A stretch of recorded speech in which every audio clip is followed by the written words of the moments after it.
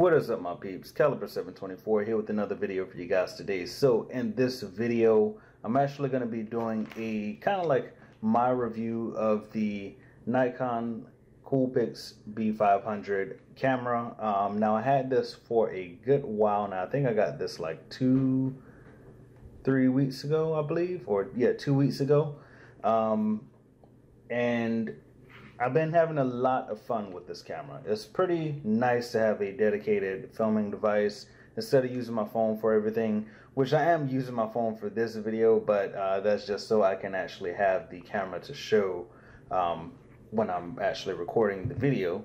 But so first off, I'm going to start off with the design of the camera, which I like the design. It's nothing really like what I really used to use. Like I used to use the Vivitar camera, which was pretty small. I used the action camera, I mean to say, but that was pretty small. With this camera, it actually feels different. You wouldn't really be able to tell the difference with like if you were to go from a DSLR to something like this or something like that. But this is like, it feels more sturdy than my action camera or my phone. And another good thing about this is I actually got this power grip here, which it doesn't necessarily charge the camera, but it actually adds a good grip to it, so I can either vlog with it or something like that, like, you know, kind of like hold it like that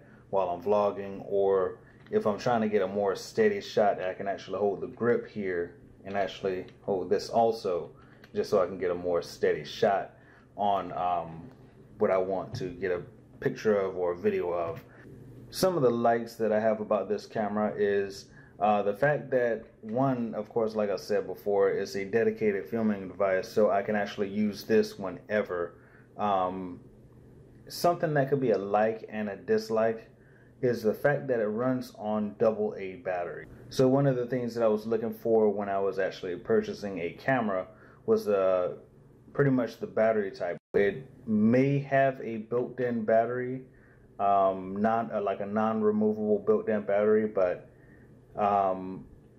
that's kind of like what I was looking for. I was aiming towards having a camera with a proprietary battery, but at the same time I wanted something that's easily accessible and I can just easily go to a grocery store or some kind of camera store or something like that and purchase some AA batteries, which is really not that hard, and pretty much AA batteries are pretty cheap these days. So that is, it could be a plus or it could be a minus, mainly because I don't want to carry around a whole bunch of AA batteries just for, you know, the camera, you know. So plus or minus. Another plus is it's small and compact. Like, I was looking into getting a DSLR for videos and stuff like that, but one, they were too expensive, and two, they were actually, you know, I don't want to have to kind of like change lenses for everything. With this, it's kind of simple. Me being a beginner is not really going to affect or have it where I'm just carrying around a huge amount of stuff. Like with this, it's already got AA batteries that it needs for, you know, recording or whatever. Not recording, but basically so it can stay on. But then lenses and stuff like that, you know, I don't want to have to carry around a whole bunch of stuff. So it's compact, it's real nice, the grip is nice on it. Now, some of the dislikes about this, and it's not a few, and it may be like me just nitpicking at the camera, but the fact that, like, when I'm recording and the flash, I would really like it, and I would really like it if they actually had this camera use the flat, like have like a, what am I trying to say? Like, being that this camera does not have a output or an input for the mic and also the lighting, you know, maybe this camera is more built towards photography than videography. You know, the light doesn't stay on, it just flashes, you know, as opposed to if this camera were to not have any type of built-in mic input or lighting input or whatever, it could use this light that's on here to actually give lighting. So when you're vlogging at night or something like that, you can actually have a light to, you know, use for that dark setting. Other than that, I don't really see any dislikes about it. I would say that one thing that I don't like is like it doesn't have 60 frames per second, but it does have 1080p, which is pretty good. And you don't necessarily need 60 frames per second. It's just like it looks better to me, I think. So yeah, I would say who this camera is for those looking to be getting into like beginners in photography, mainly because I think that's what this camera is built towards, is photography as opposed to videography. You know, it doesn't have any type of lighting inputs, mic inputs, but it is built for taking pictures.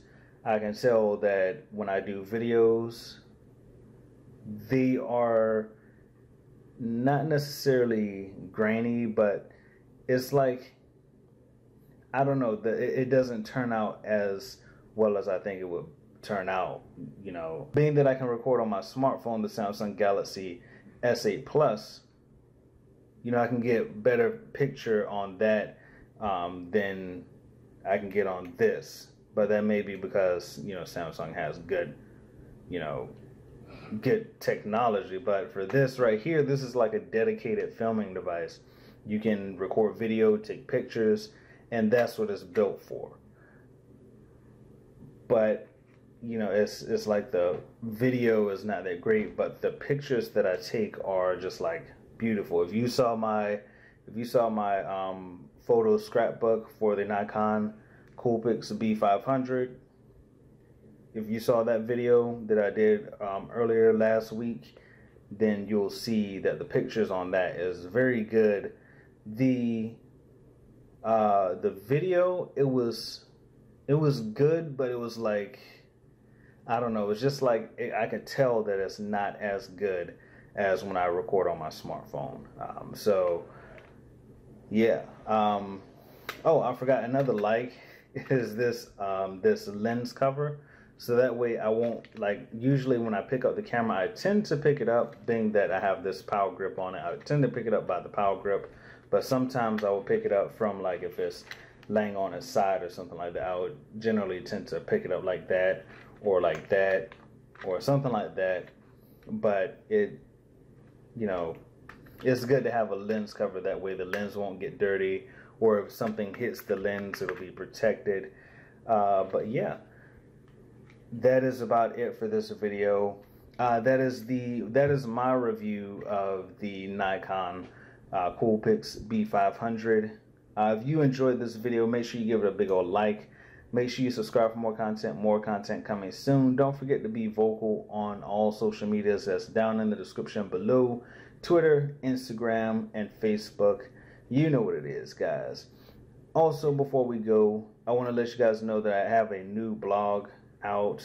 It's not necessarily like YouTube related, but I may incorporate YouTube into the flow of everything like that. Maybe like do videos for the blogs that I post or whatever, but who knows? I may incorporate that, but I'll leave the description. I'll leave the link in the description for that blog also in the description. But yeah, don't forget to be brilliant, stay inspired. You know what it is. Yes, you know what it is. Peace.